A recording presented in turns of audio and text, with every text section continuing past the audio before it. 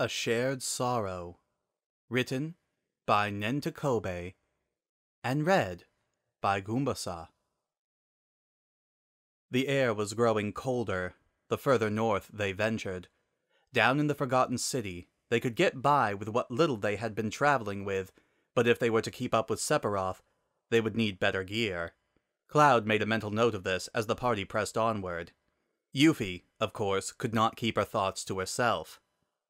It's so cold, she whined, rubbing her arms for warmth. Buck up, kiddo. This is nothing, Sid replied, flicking the ash from his cigarette on the ground as they walked. Nothing? It's freezing out here and it's only getting worse, she countered.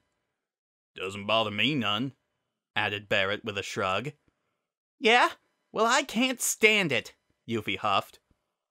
It's a pity you don't have a nice fur coat like mine, Nanaki teased, strutting with his head and tail held high. I don't feel a thing. What a stuffed body like mine. I don't get cold, added Kate Sith. Yeah, whatever, Yuffie huffed, slouching as she walked. Cloud glanced up at Tifa, who had been walking a few feet away. She met his gaze, wrinkling her nose in amusement at their friend's conversation. He did not return the sentiment, but he couldn't deny that it did set him more at ease. Think this is funny, Tifa? Chocobo butt? Yuffie asked. At this, Tifa laughed out loud, causing Cloud to turn his face forward with a frown. Well, we are going north into the mountains. It'll get cold, he stated very matter-of-factly. She whined. Tifa fell back and put an arm around Yuffie's shoulder. Be strong, Yuffie.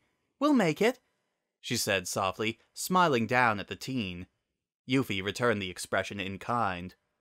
Cloud closed his eyes and breathed deeply, letting his frustrations subside. This was the first real conversation the party had had today. Ever since they had set out from the Forgotten City, a heavy somberness hung over the group that none of them had the heart to mention.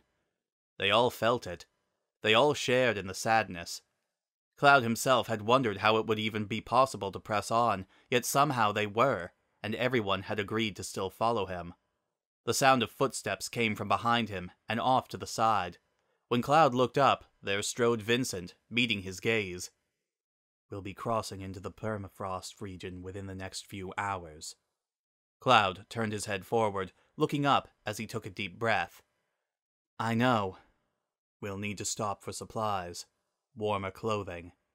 Cloud turned his head back to look at him. I know. We'll stop in the next town, stock up. We should be near in the Icicle Inn. It's a resort town, they'll have lots of shops, said Kate Sith. Cloud nodded. We'll stop there then. Elena stared out the window of the truck, seeing the scenery pass by despite not actually watching it.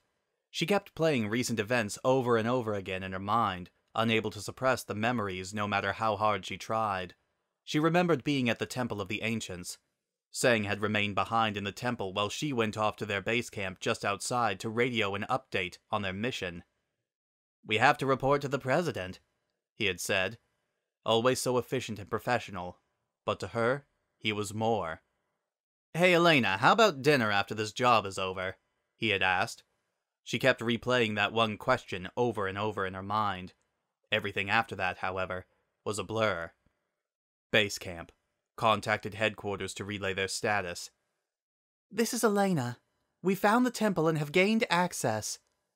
There was more to her status update, but she'd have to read the reports in order to remember.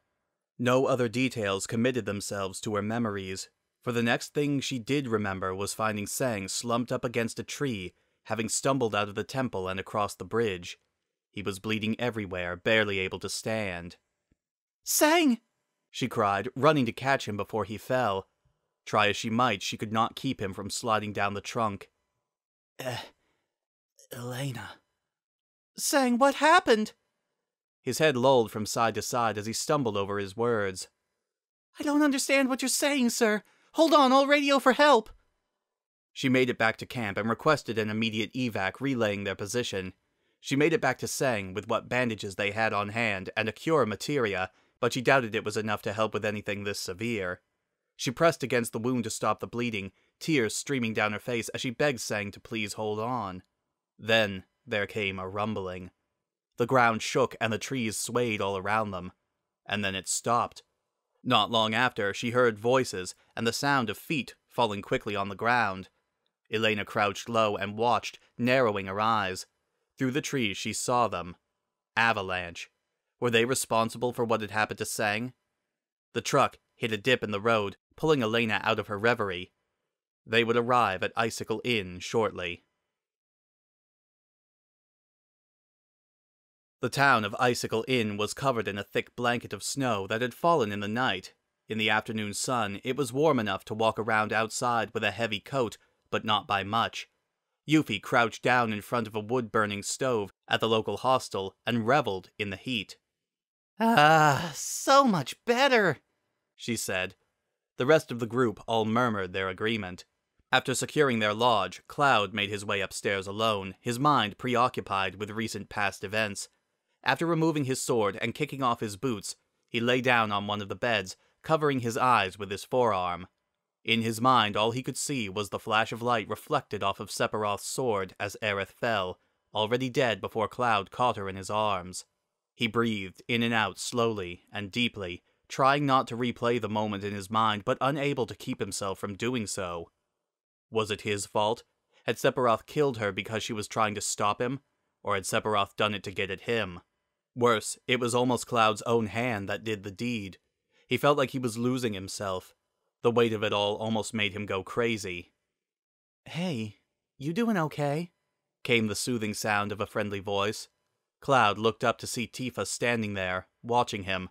Her expression seemed sympathetic. Yeah, I'm fine."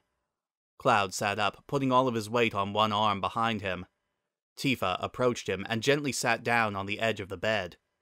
"You've been doing a great job so far leading everyone. I just wanted to tell you that."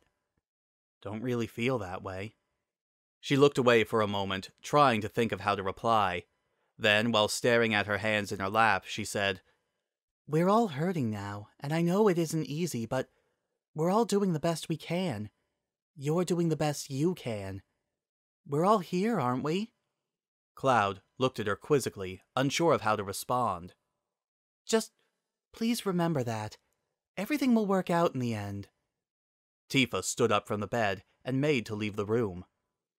"I'm going to look around town, see if I can find some winter clothes." She paused by the door and looked back at him. "Let me know if you need anything." After Tifa had gone, Cloud lay back down on the bed. Everything would work out in the end? If only she knew how he felt inside right now. The prognosis for Tseng hadn't been good. Elena's use of material had prolonged him long enough to last until he could be brought to Junon, but it hadn't been enough to heal him completely. "These things happen. If you're gonna be a Turk, you gotta be tough," Reno had said. The words did nothing to comfort Elena, but that didn't make them any less true. She remembered sitting beside Tseng's hospital bed, trying to stifle her sobs as the red-haired Turk left with Rude. This was the first time she'd had to deal with this in the Turks. The other more veteran members liked to bust her chops as a newbie, but now she feared she had completely lost what little respect they may have had for her. It made her feel like a silly little child, always needing someone to hold her hand. Until now, that someone had been Tseng, but while he remained in a coma, she would be on her own. "This time I won't fail," she thought to herself as she surveyed the town before her. "Your orders, ma'am?" asked the infantrymen. "Set up a blockade at the entrance of the town. I don't want anyone getting in or out without knowing about it." She then pointed at two of the troops in particular. "You two, come with me to search the town. Our targets might be around here." They all saluted and set out to do as ordered. If Avalanche was here, Elena wanted to find them now and make them pay for what they'd done. Cloud adjusted his suspenders over his new parka, making sure that he would still be able to adequately hold his sword. Once he was satisfied with his new cold-weather gear, he paid the shopkeeper and left. The sun was going to set soon, and the temperature outside had begun to drop. The snow that had been melting off of the roofs of the buildings had frozen into long, sharp icicles. Pulling his hood over his blonde hair, he set off down the street. Elena had almost missed it when she saw the figure walking up ahead. He wore a dark hooded parka blending in with the tourists wandering the streets.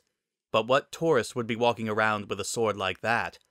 There was only one man she had ever seen with a sword that size, and if he was here, the others should be nearby.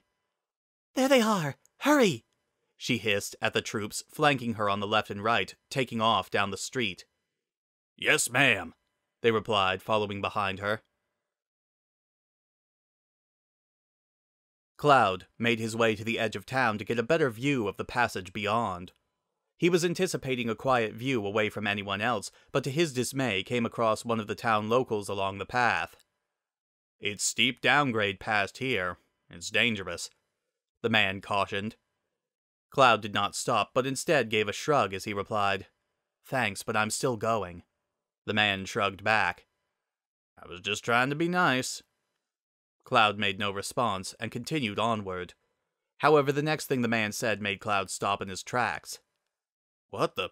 Who are those people over there? Looks like trouble. Cloud spun around in time to see two Shinra infantrymen following behind a blonde-haired woman. As they grew closer, he saw that it was Elena of the Turks. He rolled his eyes. This should be interesting. Cloud! Elena shouted, short of breath from having to run through the town. I won't let you go any further! What's going on in the mountains to the north? Cloud asked, crossing his arms. It's a secret! Elena spat, not willing to let Cloud dictate the direction of their confrontation. It really doesn't matter. But you really got guts doing my boss in like that. She was slightly crouched in a fighting stance, poised to strike. Her fist began to glow with the energy of her materia. The kindly man who had warned Cloud earlier took off running. Boss? You mean Tseng? Cloud asked. With everything that had happened the past few days, he had nearly forgotten finding him in the Temple of the Ancients. Don't play dumb with me! You know exactly what I'm talking about! Elena cried, launching herself forward, fist first. Cloud easily dodged, leaping up and off to the side, but the Turk didn't let that stop her as she went in for another attack. Elena, that wasn't us! Sephiroth did it! Cloud tried to explain between punches. No! Don't think you can fool me, liar! She screamed, unrelenting in her assault. I'm not lying, it was Sephiroth, he said again.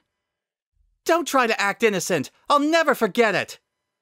Elena leapt up high and came crashing down where Cloud had been, the ex-soldier having dodged just seconds before. Something about the Turk's last comment seemed to strike a nerve in Cloud. She lunged again, her fist aimed straight for his face. Ducking down, Cloud managed to dodge, then pushed himself up in time to grab her by the forearms. Elena cried out in surprise, struggling to get free of his powerful grasp. The two entrymen raised their rifles. I'm not acting innocent, he said, his voice taking on a low, menacing tone. He realized that he wasn't really sure if he was speaking to her or to himself, and in his surprise, he let go of Elena's arms. She stumbled back a few steps in the snow, managing to keep on her feet. Oh man, he thought to himself. Now was not the best time to lose his composure. The two infantrymen stepped forward, rifles still raised. No, I can handle him, Elena said. The two exchanged a worried glance, then took a step back. Look, Sephiroth is a common enemy here. We've all lost someone because of him, Cloud explained, his voice taking on a softer tone this time. You've lost someone? You think I care? You think you can just blame Sephiroth and that makes you innocent? Elena was voicing out loud the thoughts Cloud was keeping hidden inside. No, it doesn't, he replied. Elena gave a frustrated cry. Looks like talking won't do. You're going to have to feel some pain! Cloud looked up in time to see her coming at him, but he made no move to dodge the attack. Elena's fist made impact with his torso, lifting him into the air and sending him flying up the path.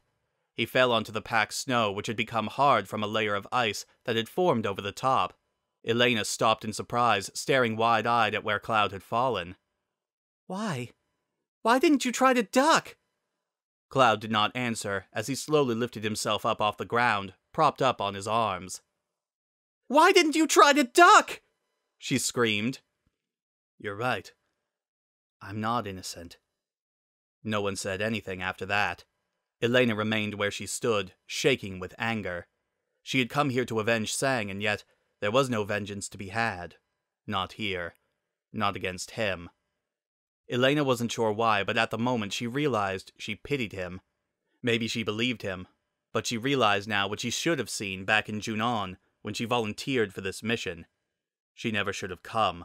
The job should have gone to one of the others, someone with more experience, someone less emotional. Elena had been too eager to prove herself as a rookie. She let out another scream, then turned back toward the town, facing the infantrymen. She stood panting for a moment, barely able to keep a handle on her emotions. "Ma'am?" one of the troops asked. She stood up straight, doing her best to feign confidence. There's no way they can climb the Great Glacier anyway. Let's go. Cloud watched her leave, not getting to his feet until the three of them had disappeared out of sight. Later on that evening, Elena spoke with Rude over the phone, relaying her report. "Was Avalanche there?" he asked. No, I believe they've already been here and moved on. But I don't see how they could survive out there in the permafrost. It's suicide. We'll see. Stay there for the time being in case they come back. I will. Oh, and Elena, nice work. Thank you. As she hung up the phone, she felt even worse than before. The wind was strong and biting as Cloud surveyed the landscape before them. His thoughts traveled back to his confrontation with Elena the day before, reminding him of something Aerith had said in the Temple of the Ancients. I've known him since I was little. There's not a lot of people I can say that about. They had known each other, and they had both been victims of a madman's lust for power. But while Elena herself was absolved of all guilt, she was right about one thing. Cloud was not. He was no more innocent than if he really had been the one to do it himself. How are you feeling? Tifa asked, noticing that Cloud had become preoccupied by his thoughts. I'm fine, was his reply. But, in reality, he was not. The end.